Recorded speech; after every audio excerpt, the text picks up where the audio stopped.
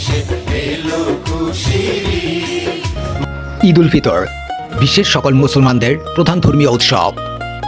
এই উৎসবের আনন্দ একজন থেকে অপরজনে ছড়িয়ে পড়ে ঈদের নামাজের মাধ্যমে। বাংলাদেশে দীর্ঘ ৩৬ বছর পর রাষ্ট্রপতি এবং প্রধানমন্ত্রীকে একসাথে ঈদের জামাতে নামাজ পড়তে দেখা যায়।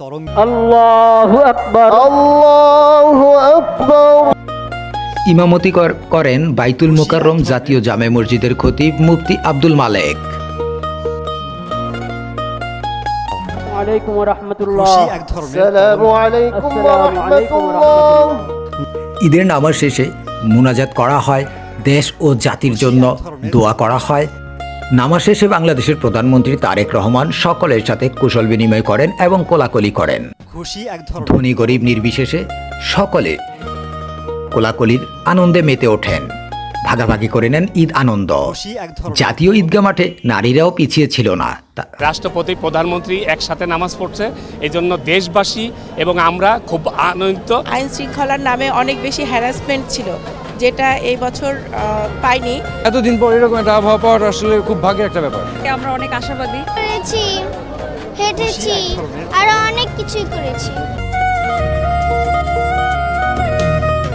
আইন শৃঙ্খলা রক্ষার দায়িত্বে থাকা বাংলাদেশ পুলিশ বাহিনী দায়িত্ব পালনের মাঝেও ঈদের আনন্দ ভাগাভাগি করতে ভোলেনি তারা। জাতীয় ঈদগাহে উপস্থিত নারীদেরকেও দেখা যায় কোলাকুলির মাধ্যমে আনন্দ ভাগাভাগি করে নিতে। এজন্য আনন্দের মিলন মেলা।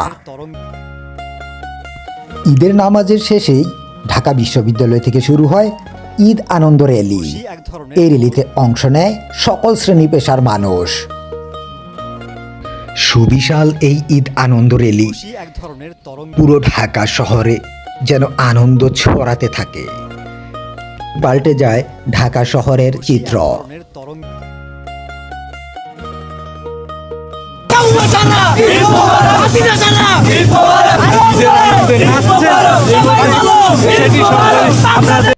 মোহাম্মদ আদর, ক্রাইম ডিসকভারি 24, ঢাকা।